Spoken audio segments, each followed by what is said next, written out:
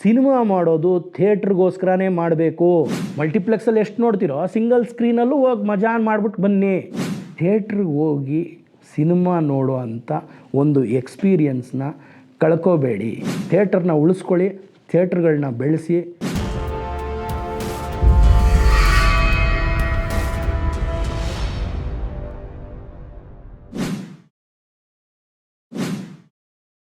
Investing in cinemas without cinema knowledge is injurious to you, your family, and the audience too.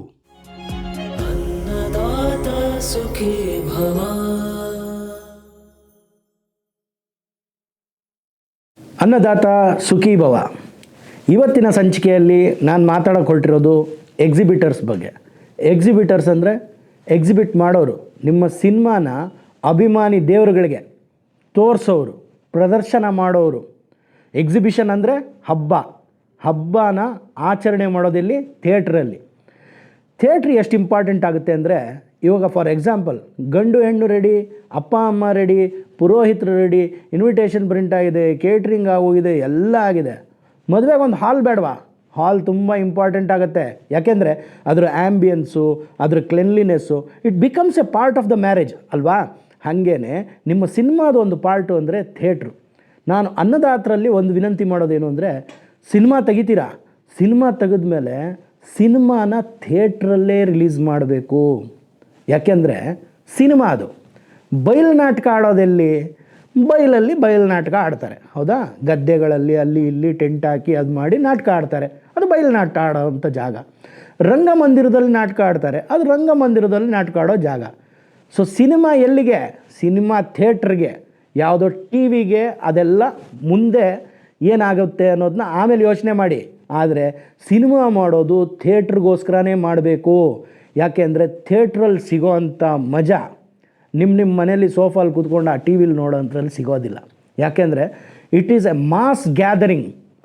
ಮದುವೆನ ವಾಟ್ಸಪ್ಪಲ್ಲಿ ನೋಡ್ಬಿಡ್ತೀರಾ? ಚೆನ್ನಾಗಿರುತ್ತಾ? Enjoy ಮಾಡ್ತೀರಾ? ಇಲ್ಲ ತಾನೇ?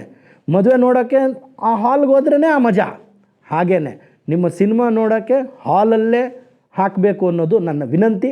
ಅನ್ನದಾತರಿಗೆ ಹೇಳೋದು, ಥಿಯೇಟ್ರ್ ರಿಲೀಸ್ಗೋಸ್ಕರ ಕೆಲಸ ಮಾಡಿ, ಥಿಯೇಟ್ರಲ್ಲೇ ರಿಲೀಸ್ ಮಾಡಿ. ಈಗ ಥಿಯೇಟ್ರ್ಗಳ ಬಗ್ಗೆ ಮಾತಾಡೋಣ. ಥಿಯೇಟ್ರಲ್ಲಿ ಎರಡು ವಿಧ, ಒಂದು ಸಿಂಗಲ್ ಸ್ಕ್ರೀನು, ಒಂದು ಮಲ್ಟಿಪ್ಲೆಕ್ಸು. ಸಿಂಗಲ್ ಸ್ಕ್ರೀನ್ ಬಗ್ಗೆ ಮಾತಾಡೋಣ. ಸಿಂಗಲ್ ಸ್ಕ್ರೀನಲ್ಲಿ ABC ಸೆಂಟರ್ ಅಂತ ಇರುತ್ತೆ. ಏನು, ಇವಾಗ ಮದುವೆ ಮಾಡಿದ್ರೆ ಪ್ಯಾಲೇಸ್ ಗ್ರೌಂಡಲ್ಲಿ ಮಾಡಿದ್ರು ಮದುವೆನೇ, ಗಂಗಾಮಾತಿ ಮಯ ಹಾಲಲ್ಲಿ ಮಾಡಿದ್ರು ಮದುವೆನೇ, ಒಂದು ಚಿಕ್ಕ ಮಿನಿ ಹಾಲಲ್ಲಿ ಮಾಡಿದ್ರು ಮದುವೆನೇ. ಆ ರೀತಿ ABC ಸೆಂಟರ್ಸು ಇರ್ತವೆ ಎಲ್ಲಿ? ಸಿಂಗಲ್ ಸ್ಕ್ರೀನಲ್ಲಿ. ಅದೇ ಇನ್ನೊಂದು ವಿಧ ಅಂದರೆ ಮಲ್ಟಿಪ್ಲೆಕ್ಸ್. ಮಲ್ಟಿಪ್ಲೆಕ್ಸ್ ಅಂದರೆ ಯಾವುದು? PVR ಐನಾಕ್ಸ್, ಸಿನಿಪೋಲಿಸ್ ಮತ್ತು ಮಿರಾಜ್ ಸಿನಿಮಾಸ್, ಇನ್ನೂ ಹಲವಾರು ಆಗಿದ್ದಾವೆ ಇವಾಗ ಥಿಯೇಟ್ರ್ಗಳು ಮಲ್ಟಿಪ್ಲೆಕ್ಸ್ ಥರದ್ದು. ಸೊ ಈ ಎರಡು ವಿಧ ಇರುತ್ತೆ. ಆದರೆ ನಾನು ಹೇಳೋದೇನು ಅಂತಂದರೆ, ಥಿಯೇಟ್ರ್ ಸಿಂಗಲ್ ಸ್ಕ್ರೀನು ಮತ್ತು ಮಲ್ಟಿಪ್ಲೆಕ್ಸು ಎರಡೂ ಬೇಕು ಸ್ವಾಮಿ, ಎರಡೂ ಬೇಕು, ಇಂಪಾರ್ಟೆಂಟ್. ಆದರೆ ನನ್ನ ಎಕ್ಸ್ಪೀರಿಯೆನ್ಸ್ ನಾನು ನಿಮ್ಮ ಹತ್ರ ಶೇರ್ ಮಾಡ್ಕೋತೀನಿ. ಏನದು ಅಂತಂದರೆ, ನಾನು ಚಿಕ್ಕವನಿದ್ದಾಗ ನಮ್ಮ ತಂದೆ ನಮ್ಮನ್ನು ಥಿಯೇಟ್ರಿಗೆ ಕರ್ಕೊಂಡು ಹೋಗೋಕ್ಕಿಂತ ಮುಂಚೆ ಶುಕ್ರವಾರ ಒಂದು ಸಂತೆ ನಡೀತಿತ್ತು.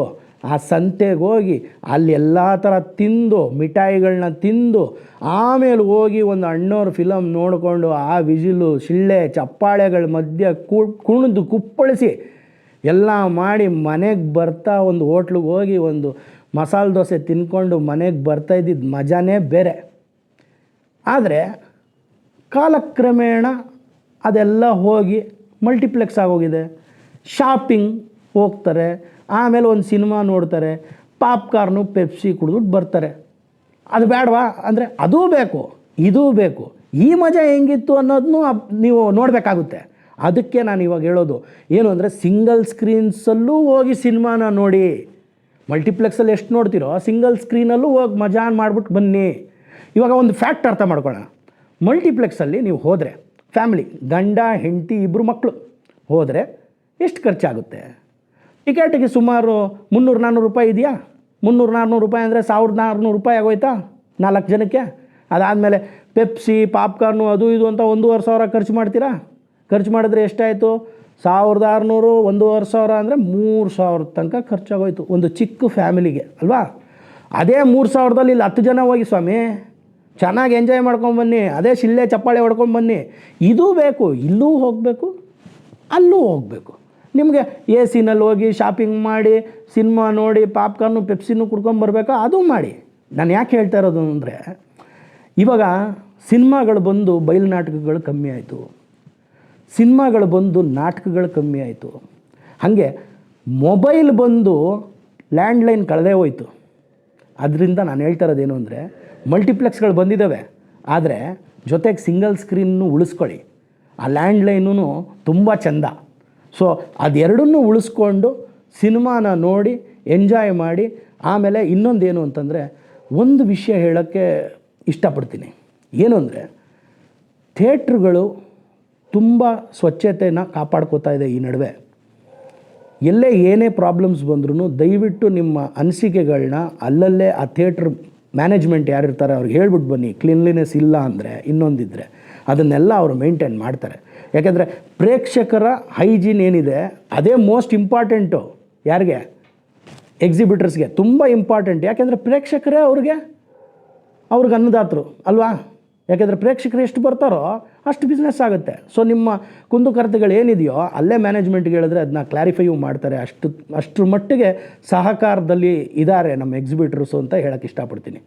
ಮತ್ತು ಸಿನಿಮಾನ ಥಿಯೇಟ್ರಿಗೋಸ್ಕರನೇ ಮಾಡಿ ಅಂತ ಏನಕ್ಕೆ ಹೇಳಿದೆ ಅಂದರೆ, ಟೆಲಿವಿಷನ್ ಆರ್ ಮೊಬೈಲ್ ಇದೆಯಲ್ಲ, ಅದಕ್ಕಾಗಿಯೇ ವೀಡಿಯೋಸ್ನ ಮಾಡಿ ಅಪ್ಲೋಡ್ ಮಾಡೋವಂಥ ಕಾಲ ಇದು. ಸೊ ಕಂಟೆಂಟ್ ಏನು ಬೇಕೋ ಅದು ಮಾಡಿ ಹಾಕ್ತಾ ಇದ್ದಾರೆ. ಸುಮಾರು ಚಾನಲ್ಗಳು, ಸುಮಾರು ಪ್ಲ್ಯಾಟ್ಫಾರ್ಮ್ಗಳು ಬಂದುಬಿಟ್ಟಿದ್ದಾವೆ. ನಿಮ್ಗೇನು ಬೇಕೋ ನಿಮ್ಮ ಕೈ ಮೇಲೇ ಹಿಂಗೊಂದು ಮೊಬೈಲ್ ಇಟ್ಕೊಂಡು ಆ ಮೊಬೈಲಲ್ಲಿ ಹಿಂಗೆ ಸ್ಕಾಲ್ ಮಾಡ್ತಾ ಅದನ್ನ ಆನಂದ ಸವಿಯೋದು. ಬಟ್ ಥಿಯೇಟ್ರಿಗೆ ಹೋಗಿ ಸಿನಿಮಾ ನೋಡೋ ಅಂಥ ಒಂದು ಎಕ್ಸ್ಪೀರಿಯನ್ಸ್ನ ಕಳ್ಕೋಬೇಡಿ. ಅದನ್ನು ಇನ್ನೂ ಮುಂದುವರಿಸ್ತಾ ಹೋಗಿ. ನಿಮಗೆ ಸೆಲೆಕ್ಟ್ ಮಾಡೋಕ್ಕೆ ಸುಮಾರು ಸೋಷಿಯಲ್ ಮೀಡಿಯಲ್ಲಿ ಸುಮಾರು ಥರ ಚಾನಲ್ಸ್ ಇದ್ದಾವೆ. ಯಾವ ಸಿನಿಮಾ ಚೆನ್ನಾಗಿದೆ, ಯಾವ ಸಿನಿಮಾ ಚೆನ್ನಾಗಿಲ್ಲ ಅಂತ ಪ್ರೇಕ್ಷಕ ಮಹಾಪ್ರಭುಕ್ಕಿಂತ ಇನ್ಯಾರಾದರೂ ಇದ್ದಾರಾ ಜಡ್ಜ್ ಮಾಡೋಕ್ಕೆ? ಯಾರೂ ಇಲ್ಲ. ಯಾಕೆ ಹೇಳಿ? ನೀವು ಇವತ್ತಿನ ದಿನ ಪೂರ್ತಿ ಟೆಕ್ನಿಕಲ್ ಆಸ್ಪೆಕ್ಟ್ ತನಕನೂ ಮಾತಾಡ್ಬಿಡ್ತೀರ ಅಲ್ವಾ? ಆದ್ದರಿಂದ theatres are most important. Theatrical ಎಕ್ಸ್ಪೀರಿಯನ್ಸಸ್ನ ಕಳಿಬೇಡಿ. ತಮ್ಮ ಮನೆಗೆ ತಾವು ಸೀಮಿತ ಆಗಿಬಿಡ್ತೀರಾ. ಈಗ ಆಲ್ಮೋಸ್ಟ್ ಎಲ್ಲರೂ ಮೊಬೈಲ್ ನೋಡ್ತಾ ಒಂದು ಪೋಸ್ಟರ್ಗೆ ಬಂದುಬಿಟ್ಟಿದ್ದೀರಾ. ಏನು ಗೊತ್ತಾ? ಒಂದು ಹೇಳಿಕೆ ಹೇಳ್ತಿದ್ರು, ಏನು ಮಂಗನಿಂದ ಮಾನವ ಅಂತ. ಆ ಪೋಸ್ಟರ್ ನೋಡಿದ್ರೆ ನಿಮಗೆ ಮಂಗ ಹಿಂಗೆ ಬಕ್ಕೊಂಡಿರುತ್ತೆ. ಇದ್ದು ಮನುಷ್ಯ ಆಗೋಷ್ಟೊತ್ತಿಗೆ ಹಿಂಗೆ ನೆಟ್ಟಗಾಗಿರ್ತಾನೆ. ಅದು ಒಂದು ಕಾಲ. ಈಗ ತಿರ್ಗಾ ಮನುಷ್ಯ ಬಗ್ಗಿ ಮೊಬೈಲ್ ಹಿಂಗೆ ನೋಡಿಕೊಂಡು ತಿರ್ಗಾ ಎಲ್ಲಾದರೂ ರಿವರ್ಸಲ್ಲಿ ಹೋಗ್ತಾ ಇದ್ದಾನ ಅನ್ನೋ ಡೌಟ್ ಬಂದುಬಿಟ್ಟಿದೆ ನನಗೆ. ದಯವಿಟ್ಟು ಮೊಬೈಲ್ನ ಮತ್ತು ನಿಮ್ಮ ಕೈಯಲ್ಲಿರೋವಂಥ ಗ್ಯಾಡ್ಜೆಟ್ಸ್ನ ಸ್ವಲ್ಪ ಸೀಮಿತ ಮಾಡಿ.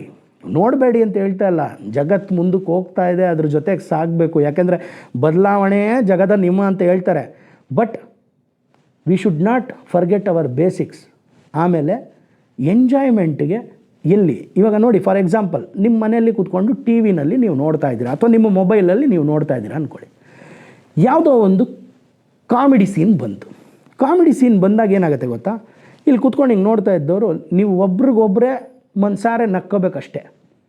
ಬಟ್ ಥಿಯೇಟ್ರಲ್ಲಿದ್ದಾಗ ಆ ಜೊತೆಗೆ ಜನ ನಗ್ತಾರೆ ನೋಡಿ, ಒಂದು ಎಕ್ಸ್ಪ್ಲೋಡ್ ಆಗುತ್ತೆ. ಆದಾಗ ಆಟೋಮೆಟಿಕ್ ಆ ಬರೋವಂಥ ಎಕ್ಸ್ಪೀರಿಯನ್ಸ್ ಇದೆಯಲ್ಲ, ಅದು ಥಿಯೇಟ್ರಲ್ಲಿ ಮಾತ್ರ ಸಾಧ್ಯ. ಸೊ ಥಿಯೇಟ್ರನ್ನ ಉಳಿಸ್ಕೊಳ್ಳಿ, ಥಿಯೇಟ್ರ್ಗಳನ್ನ ಬೆಳೆಸಿ. ಎರಡೂ ಥರ ಬೇಕು ನಮಗೆ. ಸಿಂಗಲ್ ಸ್ಕ್ರೀನೂ ಬೇಕು, ಮಲ್ಟಿಪ್ಲೆಕ್ಸಸ್ಸು ಬೇಕು.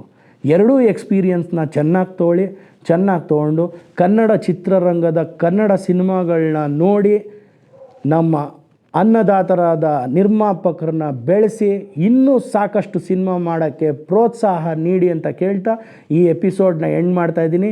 ಈ ಸಂಚಿಕೆಯಲ್ಲಿ ನಮ್ಮ ಎಕ್ಸಿಬಿಟರ್ಸ್ ಅಂದರೆ ಪ್ರದರ್ಶಕರು ಅವ್ರ ಬಗ್ಗೆ ಮಾತಾಡಿದೆ. ಮುಂದಿನ ಸಂಚಿಕೆಯಲ್ಲಿ ಯಾವುದೆಲ್ಲ ರೈಟ್ಸ್ ಸಿಗ್ಬೋದು ನಮ್ಮ ಅನ್ನದಾತರಿಗೆ, ಅಂದರೆ OTT rights, audio rights, digital rights, satellite rights, inflight rights, ಇನ್ನೂ ಹಲವಾರು ರೈಟ್ಸ್ ಸಿಗುತ್ತೆ. ಏನೇನೆಲ್ಲ ರೈಟ್ಸ್ ಸಿಗ್ಬೋದು ನಮ್ಮ ಅನ್ನದಾತರಿಗೆ ಅನ್ನೋದ್ರ ಬಗ್ಗೆ ಮಾತಾಡ್ತೀನಿ. ಅಲ್ಲಿ ತನಕ ಕಾಯ್ತಾ ಇರಿ.